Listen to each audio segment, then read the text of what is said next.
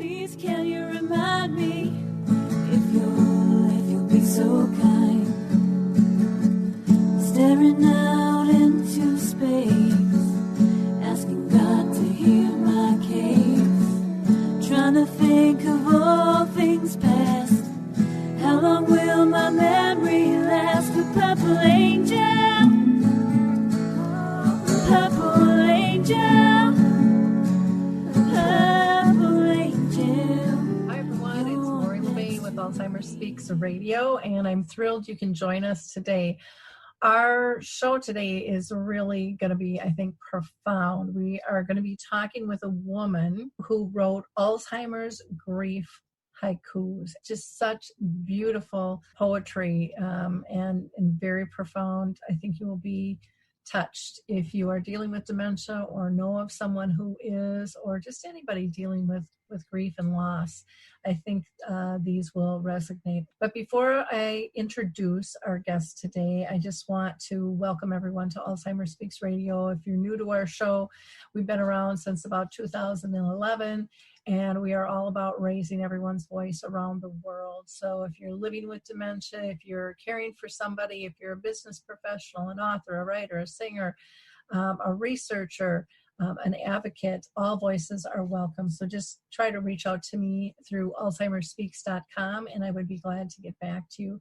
I also always have to thank our audience, because you guys are really helping shift our dementia care from crisis to comfort by sharing the information, the tools, the resources that we share here on Alzheimer Speaks Radio, as well as our blog. So I just appreciate all your likes, your clicks, and shares, and hope that you will continue to do that.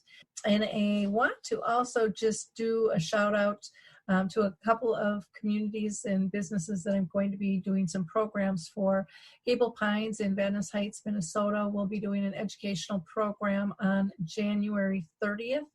And you can learn more about that. You can call Deb Waterbury at that 651-472-1851, and that's Gable Pines in Minnesota. We'll also be doing a webinar with the Greenhouse Project on January 30th as well, and an upcoming webinar with Educate for their virtual road trip, and that will be on February 19th, and more information will be coming on both of those.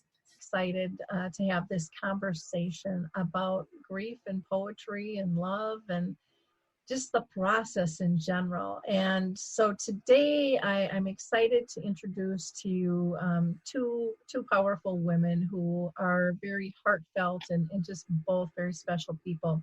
One is Mary Todd, who has been married to Jim for 62 years. And Mary lives in an independent living, and her husband Jim, who has Alzheimer's and vascular dementia, had moved into memory care in September of just this past year, 2019.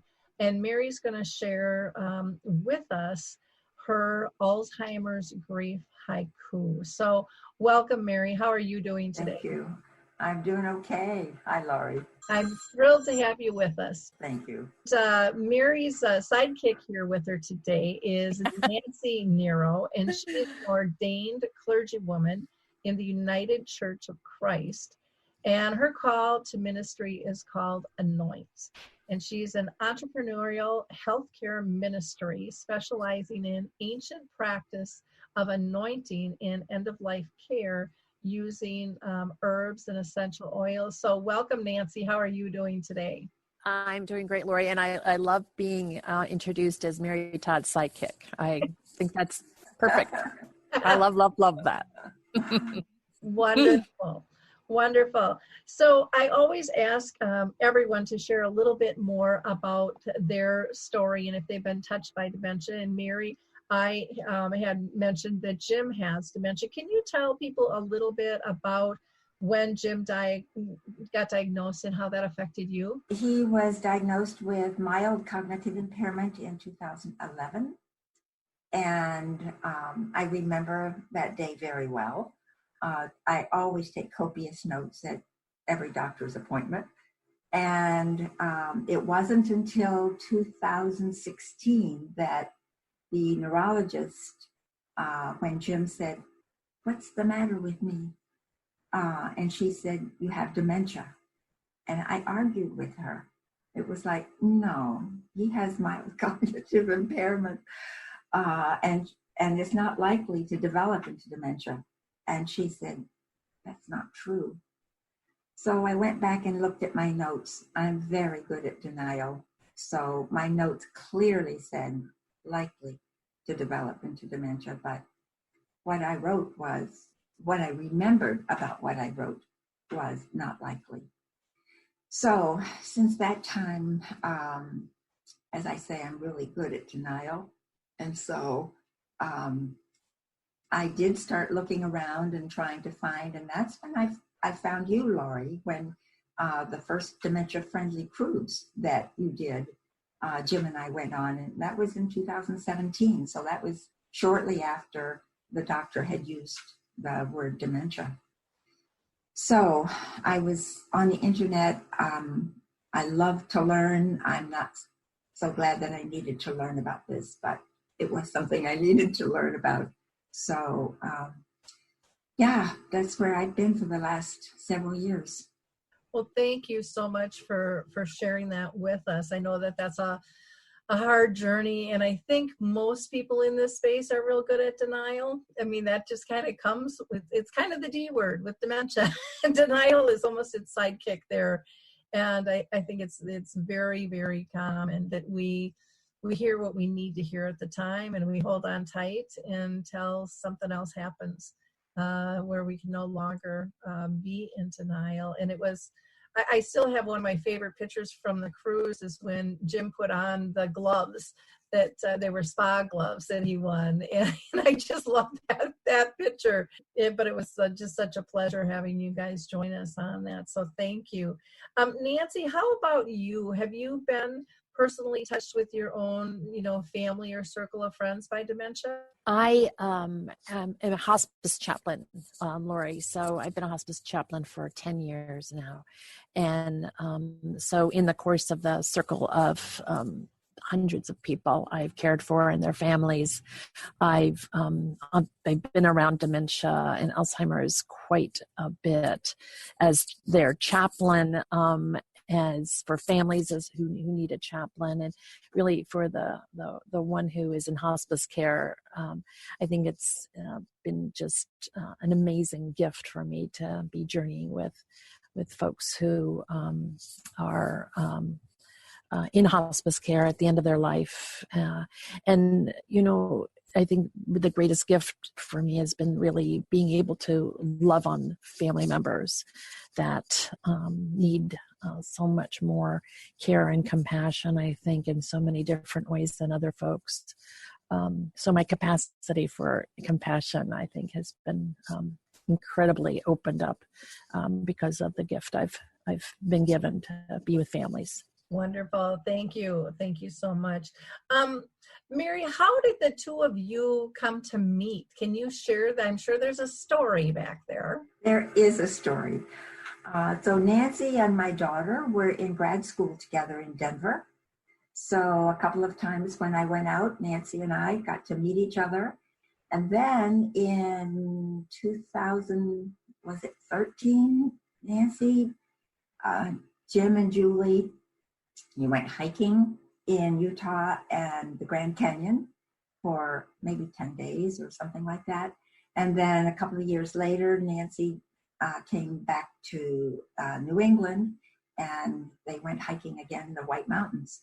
So we reconnected at that time as well. So yeah, I'm so glad to know Nancy. Wonderful. Thanks for sharing that background. And Nancy, I want to talk to you just a little bit about Anoint and how you got started and maybe the background regarding the Haiku book itself. Thank you, Lori. Well, Anoint came out of my work as a hospice chaplain. I got a very late call to ministry, went to seminary when I was 50, and came out to 3 years later and was cutting my teeth on how to be a hospice chaplain, and was working on call for 5 nights a week as a hospice chaplain. And I found myself wanting to really create ritual for family, to create kind of this gathering place. And I felt like anointing oil was one of those ways to create ritual for families, and the people that they love. But what I found out was that when you inquire about anointing oil, at the time, this was more than 10 years ago, I couldn't find any kind of place where you could find out how the anointing oil was made, what kind of ingredients were in the anointing oil, where those ingredients came from, and how the manufacturing of anointing oil went. There's a lot of companies out there that actually sell anointing oil, but when you push a little bit, nobody's really knows a lot of those answers. And I was bound and determined that if I was going to put something on my hands of an anointing oil to anoint somebody else, I wanted to know everything about that anointing oil. So I could tell family members, this is this means this is, it was made with this, and it was made with that, and made here. And I just came up with time and time with just more frustration. And so I went back to school, a herb school, and I learned how to make anointing oils. And I went to this herb school in Denver where it wasn't just anointing oils, but it was really about being much more intentional about supporting people with this ancient practice that I really have come to love so deeply and know the power of what it brings to people, families, and people who are dying. So Anoint came out of all of that. And then I was just feeling that as I tried many other things, like essential sprays with essential oils, and started making my own tea blends for patients and families and myself and friends, that I thought, well, I think there's something here about really honing in on this end of life grief support care that Anoint now has become in a bigger breath of just not just anointing oils, but really heartbreak and grief support, end of life care support with essential oils, herbs, and now anointing oils as well, for lots of different reasons. I even have a herbal tea blend for folks who are grieving the loss of a pet, because I think that there's just so little sometimes to how do we acknowledge somebody who has lost somebody that they've loved, and we just sometimes don't have all the wherewithal and all the wisdom to know what we can do best for people who we love who have lost someone. So it's a wide variety now of all sorts of wonderful, beautiful things. But anointing oil is its foundation. Wonderful. And I think it's nice to be able to have those rituals, and like you said, with a pet, it's just recently you can find a card to send to somebody who's lost a pet, and pets are, oh my gosh, they're an extension of our family, and so those things are really, really important. I want to focus today, on your haikus. And Mary, I first want to ask you, did you even know what a haiku was? I did know something. I remember studying it in high school or something. But when I got the journal that Nancy sent me, and she had a haiku blessing for me, I had to refamiliarize myself with it. So the haiku is Japanese poetry, 17 syllables in a haiku. There's 5 syllables in the first line, 7 syllables in the second line, and 5 syllables in the third line. And let me just read you the haiku blessing that Nancy, you sent me. A haiku blessing for Mary's journal. May this be sacred. May these writings be holy. May you find healing. And I think it was that last line. So may this be sacred.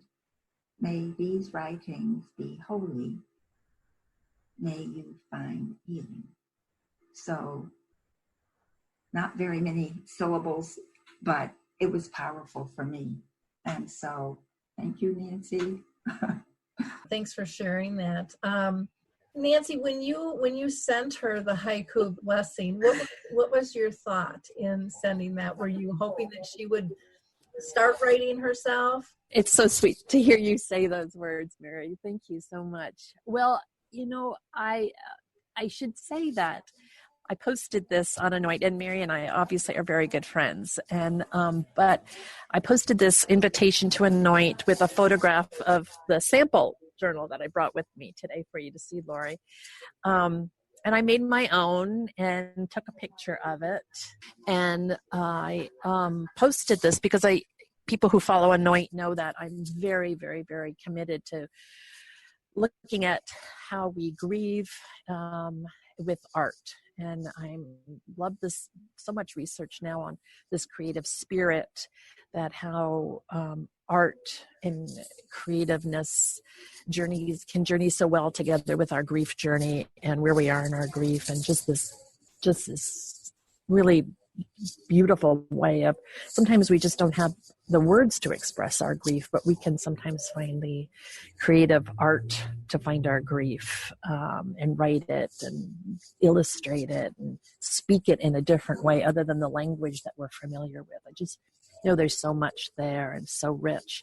So the idea was that I put this out before Thanksgiving, and I think it was like the beginning of November.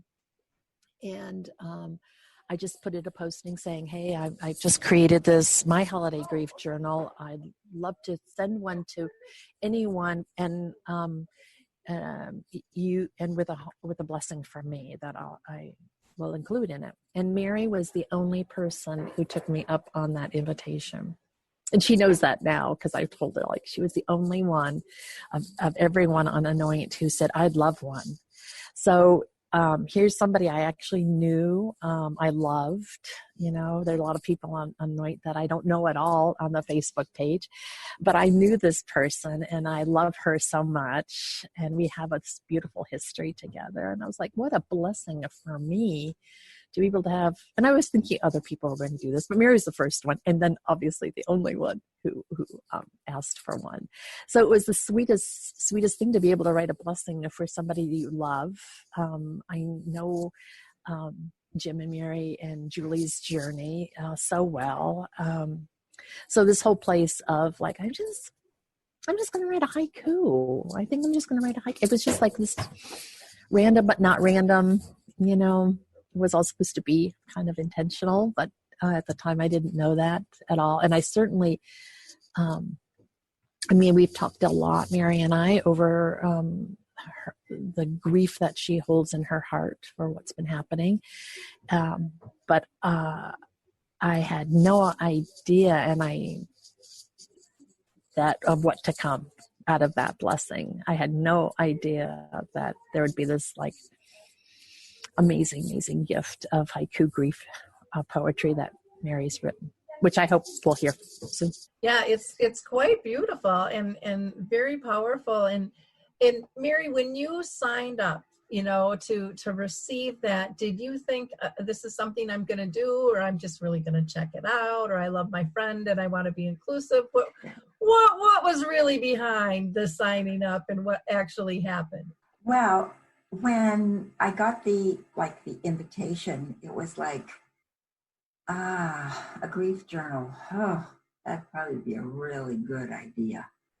And I was thinking a journal like people write a journal, and I've never been good at that. And I thought, well, maybe this time. But I had no intention of writing haiku. I just hadn't even occurred to me. But then Nancy's blessing was just such a blessing that it was And then I had, a few days later, I had a Reiki session, and Reiki is a natural healing process. And it was shortly after that session, I might have been the next night, I woke up in the middle of the night with 2 haiku perfectly formed out of someplace. And I had a notebook by my bed, and I wrote down in the dark thinking to myself, I'll never be able to read this when I wake up. But there was enough of it there that I could read it and decipher it. And then I'm in the dentist chair the next day, and I got another couple of lines, and it was like they just started pouring out of me. So it was quite unexpected, and really quite healing. So your blessing was a blessing, Nancy. Well, I think writing is so healing. And like you said, even like when you go to the doctor, you were a big note taker, and that was, part of your process for processing information, if it was in denial or not at the time. I mean, and I'm kind of like that too. I like to have things, I like to listen, but I like to, jot my notes and stuff too. And for those two things, for, you to receive the blessing, and then even the Reiki to ignite something maybe within you even more, just adding that on. And then you being open to this, going, well, this isn't really, what I thought I'd do. And I'm just we're going to see what happens here. And then going with the flow. You have put so many powerful pieces together. Would you mind sharing a couple of yours with us right now? And when I first started writing, I would write them on the back of an envelope as I was opening the mail. Something would come to me, or on the back of my grocery list, or I was filing something 3 weeks later, and as I'm picking it up, there's one in there. So eventually I started putting them in the computer so that I could keep them like all in one place. So, gone, but not yet gone. My heart aches beyond sadness. Excruciating.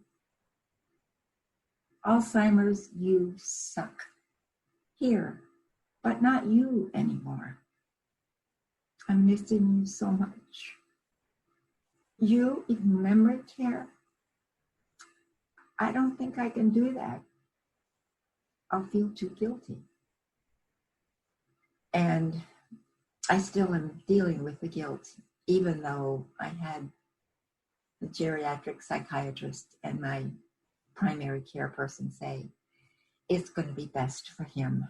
I still deal with the guilt because there are days that he's more lucid, and it was like, maybe I didn't need to do it just yet. But my kids were great, and we're very fortunate that we're in the same building, so I don't have to travel 20 minutes or half an hour to get to him. I have breakfast with him every morning, and so in that way, I'm really, really blessed. And my kids were just remarkable. It was like, Mom, we're as worried about you as we are about Dad. So they were really great. But then 2:10, 3:30, 4 a.m. Sleep evades. Total exhaustion. Sadness envelops. Gather pink light in my heart. Healing. Breathe deeply. I hug you and I weep. It's so empty without you. I want the old you. For better, for worse. We had some fun times, we did. This worse was the pits. Sadness, emptiness, plumbing the depths of my life. 62 plus years. And Nancy, I think maybe this next one might be with your urging or your, your prompting or something. Anoint me with oil. The void is deep, so deep. Heal my broken heart. Life is so different. There's a huge hole in my heart. Looking for some sun. Black nativity. Going out with family. I wish you could go. Black Nativity is an annual event in Boston that is by people in the African American community that retell the Nativity story from their point of view. And we always took our kids every year, and it was just such an important event. And we keep Jim's picture by the door, so when I leave each time, I kiss him. And when I kissed him that time when we were going to Black Nativity, it was like, I wish you could go. So, balloon volleyball. I love to see you happy. Smile comes to my face. Balloon volleyball is one of the activities we do in memory care. Hospital ER. What? End of life decisions? I am not ready. It's complete heart block. Pacemakers too invasive. What do I do now? People often ask how Jim is and how I am, and it's like, I'm doing fine. Then why unexpected tears? Who am I kidding? Help me, oh, help me. Where do I turn for comfort? Give me a cookie. You do love ice cream. It fixes most everything. Thank goodness for that. Sometimes you try me. I know it's the disease, but be patient, Mary. Shadows cover me like a veil I can't see through. Is there sun out there? Feeling bottled up. Tender words I want to say get stuck in my throat. It just hurts sometimes. He doesn't know who I am. His mother? Not sure. This next one was from, I was having a hard time crying one time, and my daughter said, Mom, remember that song we used to sing? It's all right to cry. So this is from a record that we used to play with our kids called Free to Be You and Me by Carol Hall. And it was, it's all right to cry.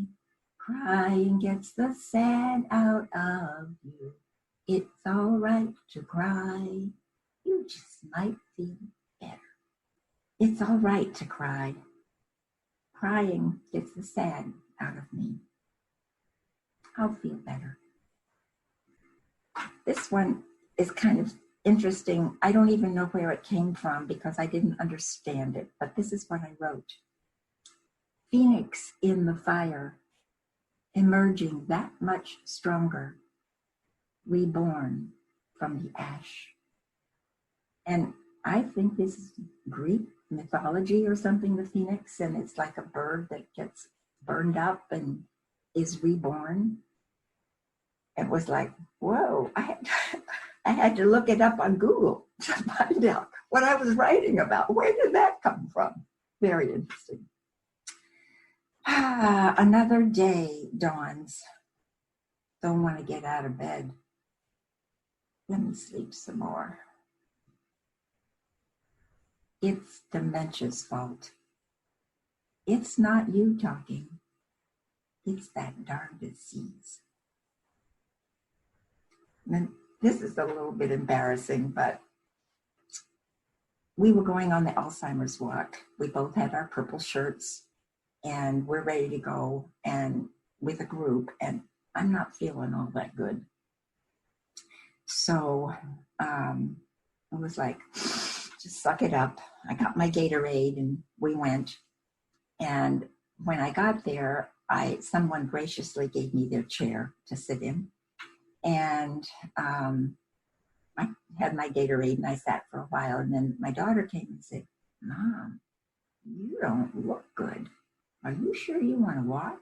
And it was like, yeah, I'll walk. And so we did the short route. And shortly after we left, I found a little bit of shade and I said, I need to stop and have a drink. And when I stopped, I messed myself. The Alzheimer's walk. Pushing myself. Don't feel good. Shit myself. Damn it. Listen to body. If you don't, I'll shit on you. I didn't listen. Dementia's so hard. Where is the you that is you? I need a warm hug. Care partnering's hard. You're in memory care, and I'm still exhausted. Unexpected tears. Lump in my throat cuts off breath. I hate this disease. There's a couple of books that I have found really helpful. This is one of them, Creating Moments of Joy. And this is kind of using that terminology. This is what I want, to create moments of joy for my beloved. Grief spills out of me, stored in my cells for so long. Will it ever end? Jim was church pastor, local church pastor. And he was so good at so many things that he did. He was especially good with weddings and with funerals.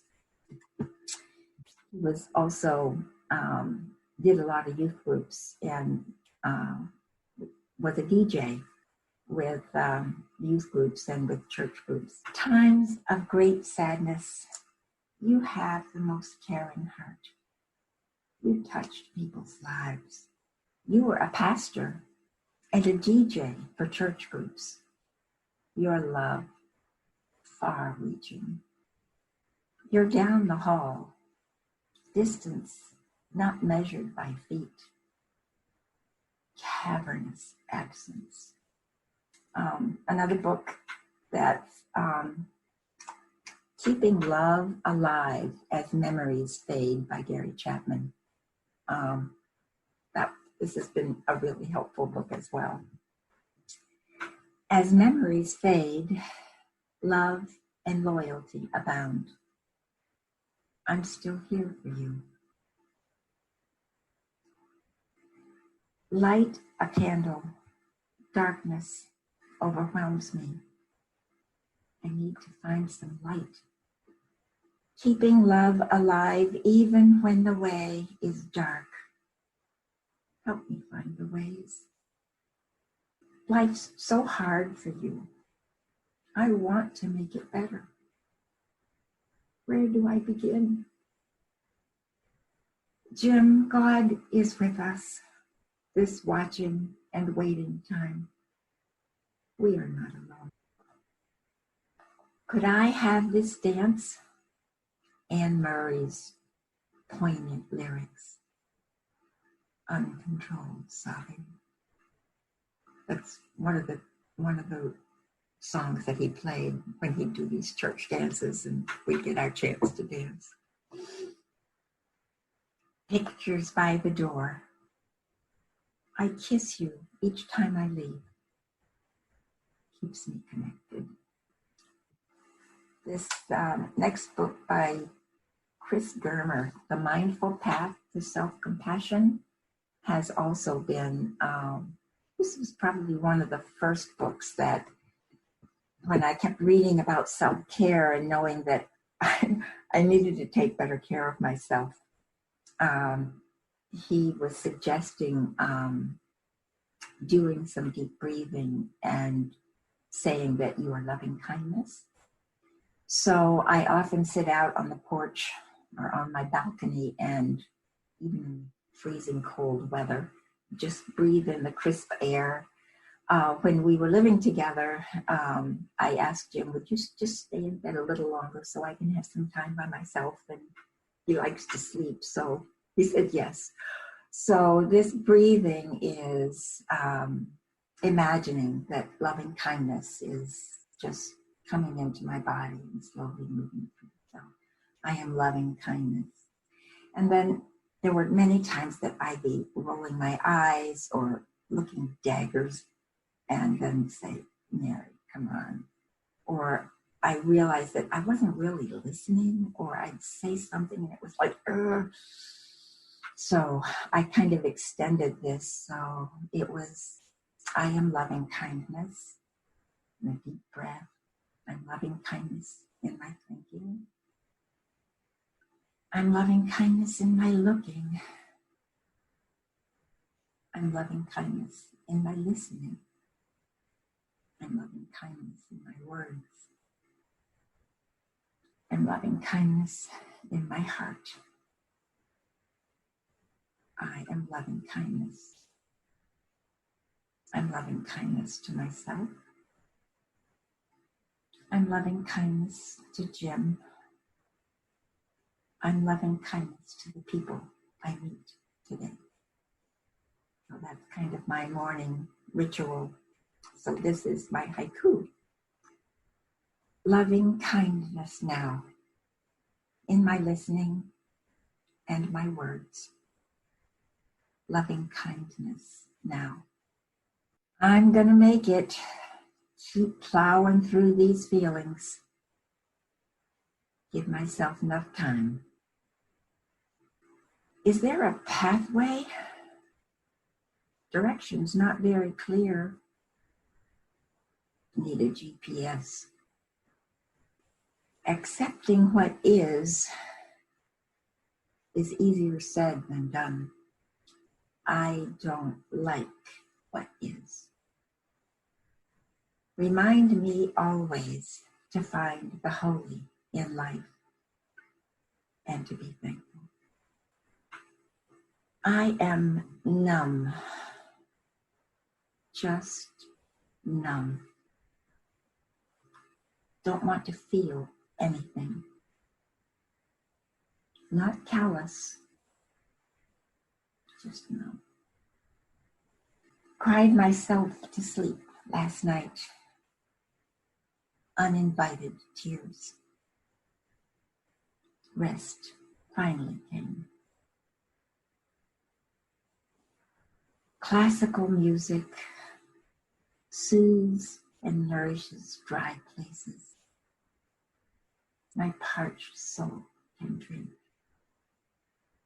One of the things that's been really hard for Jim to adjust to memory care is he really needs to feel useful, valued. And so they have him do different tasks during the day. And one of them is in the morning after breakfast, he erases the whiteboard and gets it ready for this day's activities to be rewritten. Erases whiteboard, much like his mind, wiped clean. Memory's not there. The sobbing tears kind, they're just under the surface, fall uninvited. And then I gathered some of my holiday ones. Gosh, the holidays were just like really hard. Thanksgiving is here. What am I thankful for? He is safe and cared for. Within 5 weeks, it was my birthday. Well, actually, it was Thanksgiving, my birthday, Jim's birthday, Christmas, New Year's, and our anniversary. So there were times when it's like, man, I'm not going to make it. Grief on grief. Birthdays, Christmas, anniversary. Celebrating's tough. I just don't have it, this decorating for Christmas. Maybe not this year. Christmas is coming. Find new ways to celebrate. It's going to be hard. And then this one was, I think I was in Michael's, and it was early in the season, and I was with some friends that were buying garland and for decorating. And I just broke down in the middle of the store, uncontrolled sobbing. Decorations in a store. Honor your feelings. Holiday grieving, sharing joys together, gone. Left with a dull ache. Advent, wait and watch. Rejoice. I just don't feel it. Help my unbelief. What can I give him this season of gift giving? The gift of presence. Do not get depressed. Will this Christmas be your last? Stay in the present. Breathe. Breathe slow, deep breaths. It's Christmas Day. Center self. Breathe in peace. Breathe out. In this darkest night, light a candle in my heart to help find the way. New Year's is coming. Grief and happiness share space. Let me choose wisely. And I realized as I was gathering some of these together, I don't have a whole lot that are like caretaking and what I call breathing space, but I've got a few here. Sitting at ocean's edge, sunshine and lapping water. My soul is nourished. The four of us meet. We share our joys and sorrows. I'm not alone. Messiah concert. Nourishing tender places. So good for my soul.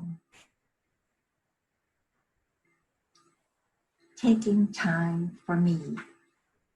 Self-breaky at close of day. Calming and peaceful.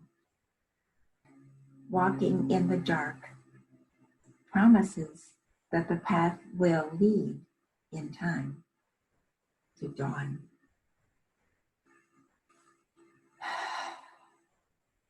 Is that enough for now?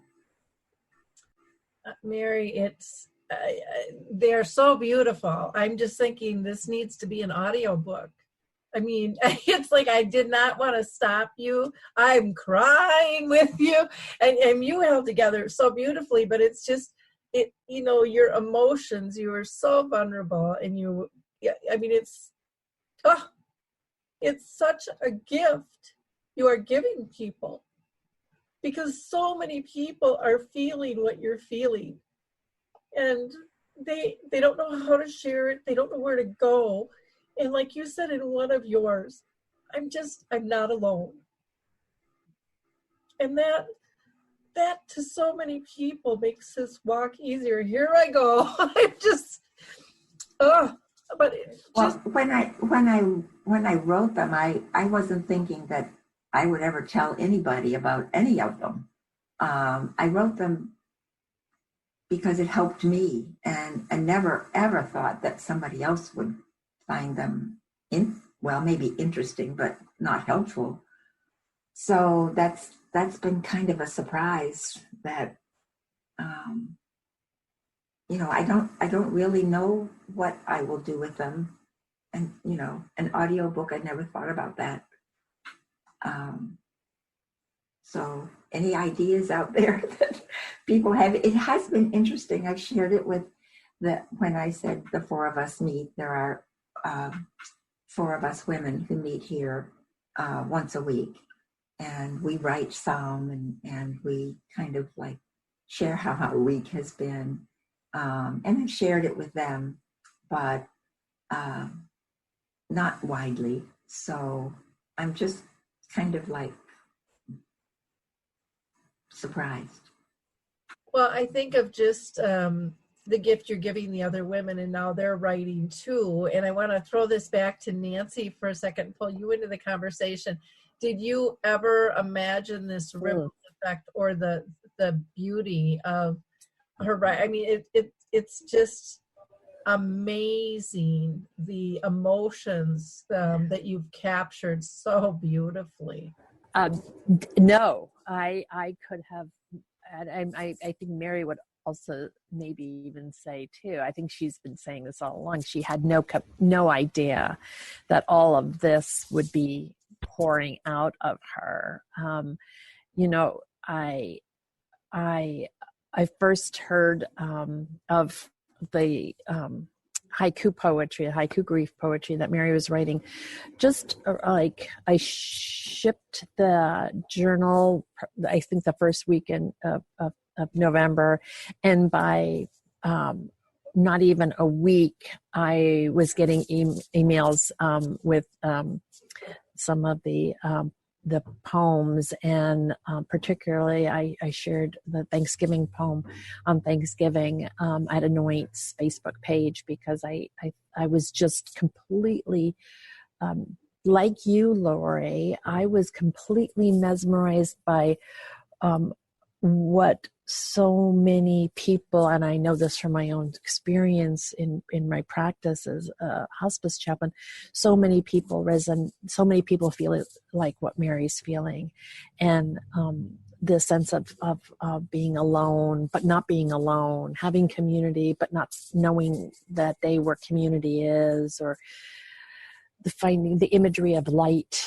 and lighting a candle, and being in the darkness. I mean, these are just so universal pieces of imagery that I think so many people who are family members with somebody who has dementia and Alzheimer's, that this validation, like I'm thinking that too, or just this, I feel that today. And I think it just speaks to the nature of not only who Mary is, but I think it speaks to the language of how we continue to find imagery that strengthens us, that,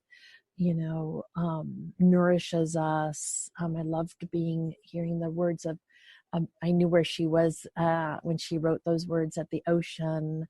I just think there's the places where, and I love that she kind of set the tone for some of the poetry of where she was writing and how she was writing, and some of the inspiration of the events. And I think it's just such a testimony to her own places of healing in an unknown, mysterious, can't see what's coming the next day experience that she's been going through for now several years. So I think this whole idea of just all of it, and I know it's all come very fast, just, writing in the middle of the night and at the doctor's office, it's come very fast, because I think there was a lot to be said. There was a lot to be said here for a long time. And now we have language and words and poetry and beauty and this amazing gift of vulnerability that she's given us.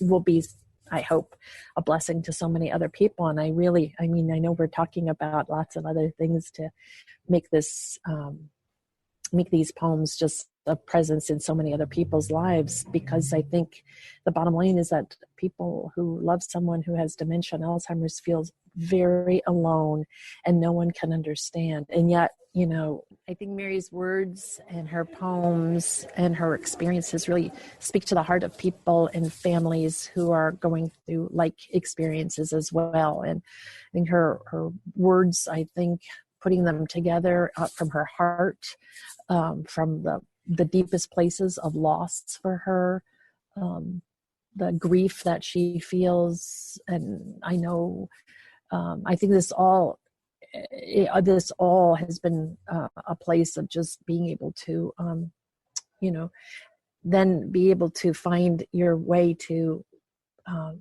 write these amazing gifts down. And I just love that she never thought that this would be for anybody else, but for a healing balm for her. And until we started telling her that, oh my gosh, so many people can relate to this. So many people feel alone. So many people may have people around them, you know, but feel alone in this. And you're saying, you're telling them that they're not alone. And I think that people really, I think, need to hear her poetry in ways that really bring a healing to them as well. And I think this disease, because of the nature of it, is a very lonely and alone place for people who love someone who has dementia. And she's naming that and speaking that into existence. And I think we all need to hear more of it. I too liked how, Mary, you set up where things happen, because I think a lot of times we have this belief that we have to be in control of our emotions, and it's not going to hit us at the grocery store. It's not going to hit us, you know, wherever we're at. And it does, and we stuff it down and it comes out sideways. And, you know, you've learned to just tap into that and honor it and acknowledge your feelings, and you know, jotting them down, you know, on whatever's in front of you. And I think that that's a really important lesson for us, that our emotions are something that I don't think we're always supposed to control. You know, it's our reaction that can get us in trouble. But when we're vulnerable, you know, we're not hurting anybody, and I think we're healing ourselves. For you to come out and talk about, you know, the time on the Alzheimer's walk, you know, when you messed yourself. I mean, that is such a poignant factor of how much we push ourselves and we don't listen to our body, and we know better. And then we kind of have to get slapped in the face with something like that to go, okay, no denial now. You know, I really have to look at this in a different light. And so I thank you for sharing that, because I think it will connect with a lot of people in terms of how they don't listen to their body, or maybe they'll end up with an illness themselves, or, you know, some other type of disease. I absolutely loved your meditation and breathing that you shared with us on loving kindness, and how you acknowledged that your eyes were rolling, or you might have stated something in a way you shouldn't have, or you weren't really listening, and all those things that all care partners do. And you found a way to try to, you know, get that under wraps and realign and do better, you know, have that belief that you can do better. But the way you share is just unbelievable, Mary. To me, it could be, I would go to an event where I just sat in a little pub having a glass of wine listening to you read these. I mean, I could see it almost as a play, even with background behind you and some of these things. I mean, I think it's endless. I think it's so powerful, and you read them in such an authentic voice. I can't even put words to what I appreciate that you're sharing. Oh, thank you, Lori. Thank you. It was interesting to me. I did share these with someone who is a friend of mine who's a hospice volunteer. And she asked if she could share it with other volunteers so that they would know what some of the family members are experiencing when their loved ones go into memory care. So I was like, wow, that's interesting. But it is a surprise to me, and I'm grateful if it's helpful to someone else. You had mentioned, that Jim was a pastor, and this really is, to me, a ministry in and of itself. It's such a healing process. It allows people to acknowledge their feelings that a lot of times they're stuffing. It allows them to put words and kind of magic and embrace it in terms of what it is that you're going through. I don't think grief is something that we should just sweep under the rug. I think it needs to be felt. I think people need to understand it. And through your haikus, I just, again, unbelievable. Do you consider yourself a writer, Mary, at this point? Well, I guess maybe at this point I would say yes, but before this, I wouldn't have said yes. And it's just like writing in a journal. It's just like good intentions, but it never happened. I never stuck with it. But I guess I would have to say right now, yeah, I'm a writer. Well, and one of the things that I liked about your writing was, and I think this is where some people can get stuck with writing. It's like, okay, I'm going to get up in the morning, I'm going to have a cup of coffee, and I'm going to spend 15 minutes and I'm going to write. And you let it come to you and said, no, I have to write this down. You had the intention of capturing the emotions and then allowing yourself to capture them when they came up instead of like forcing it in a routine. And to me, I think that's a really important piece. And some writers might argue with me, no, you have to sit down for 2 hours every day and write, But I think when it comes to poetry and this creative side and this emotional piece, I think it gets back to what you said. Got to listen to your body. Got to listen to your mind. What's that chatter going on in there? It's been remarkable. That's all I can say. And thank you, Nancy. Oh goodness. It's just as I said, I didn't intend to sit down to write haiku. It was your blessing from my journal that kind of like opened my heart, and it just started pouring out. And it's, I'm still writing. Probably, I think because of the holidays, it was just so overwhelming that it was probably a way of coping as well as being healing. So the holidays, the holidays, and then the other worst day was the day that actually we made the transfer to memory care. It was awful. And I'm assuming that you shared these haikus with your family, with your children. I did. What were some of their thoughts? Did it kind of open their eyes in terms of what you're really going through? Because you come off in control, and moms are always, they got it handled. And I think sometimes kids don't understand the depths of the angst or the frustration or whatever you're going through. So what was their response? I think they recognize what's going on.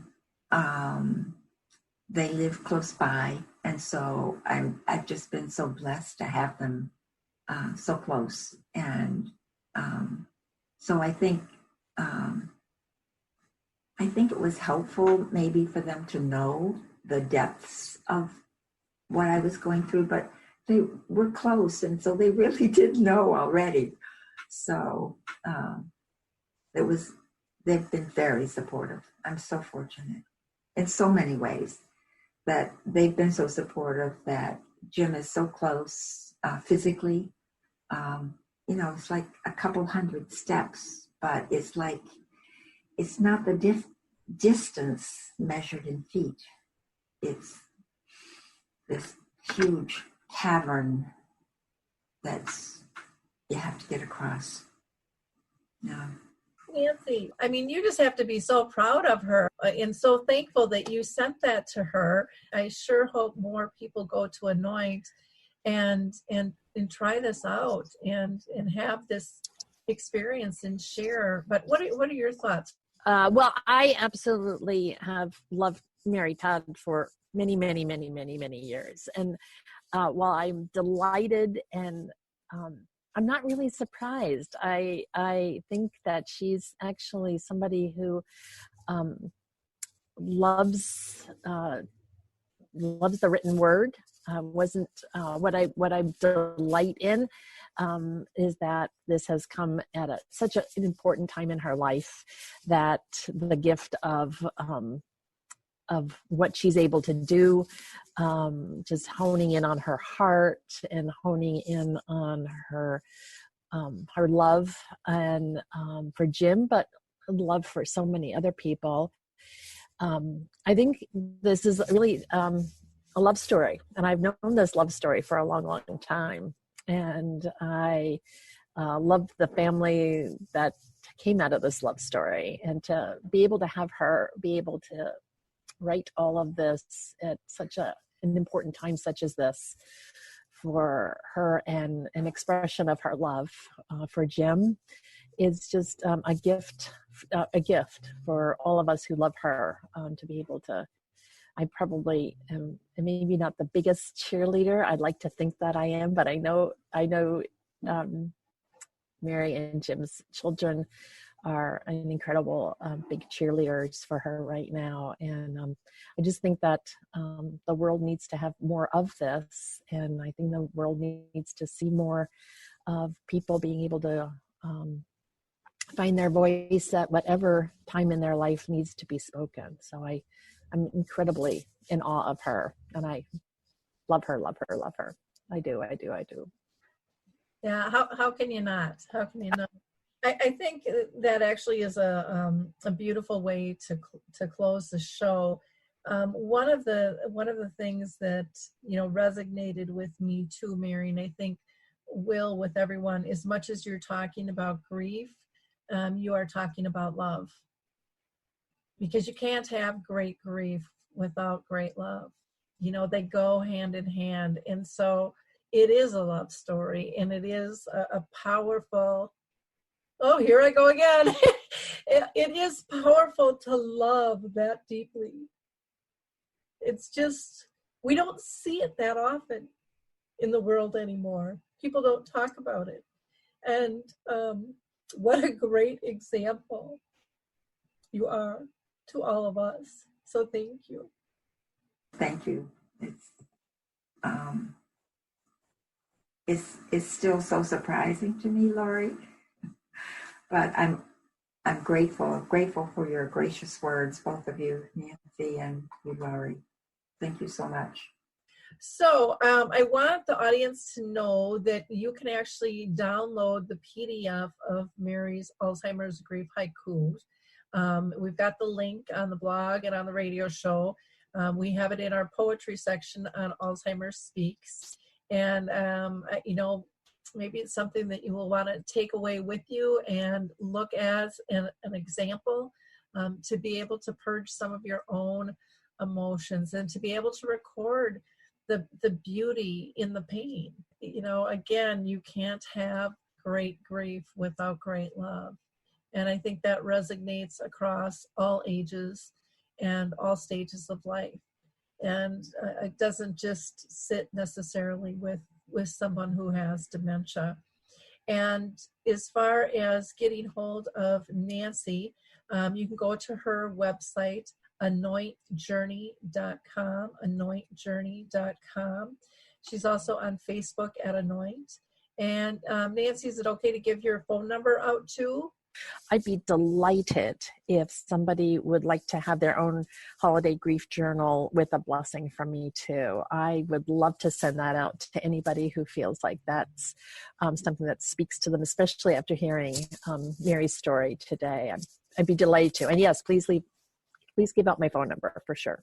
Okay, so you can reach out to Nancy by phone at 303-601-6430. That's 303-601-6430. And you can always email her as well at nancy@anointjourney.com. And then, Mary, did you want to give out any contact information? Contact me via Facebook. I think in Facebook, there are several Mary Todds, but I think maybe when I looked last time, it had Cambridge College by it.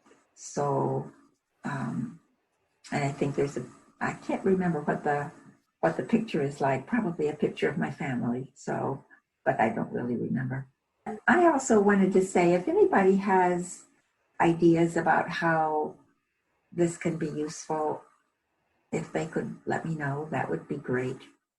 Wonderful. So if we have any publishers or audiobooks or playwrights out there, it's endless. I think it's endless on what the possibilities are for this. It could be used as even training materials or a session at a conference for staff in terms of, when hospice had said, we need our people to know what families are experiencing. I think it's endless, Mary. I think it's just a beautiful, beautiful thing that you've done, and it'll be fun to see where it goes from here. So again, ladies, thank you both so much for your time today. This has just been wonderful. Thank you, Lori. Thank you so much for seeing us together, and such a wonderful gift that Mary brings. Yeah. Thank you, Nancy, for seeing that. Being there too. Yeah. You're welcome, Mary. Love you. Love you too. Hey everybody, Jared Sebestier, host of Retire Repurposed. This podcast is dedicated to help people transition into fulfilling and purposeful retirements. Retirement is a big life change. In fact, the two most dangerous years of a person's life are the year they were born and the year they retire. Few people can just flip the switch from working a career 30 or 40 plus years, retiring on Friday, without methodical steps to living what we call a repurposed retirement. To listen now, search Retire Repurposed on your favorite podcast platform, Senior Resource, or Life Audio.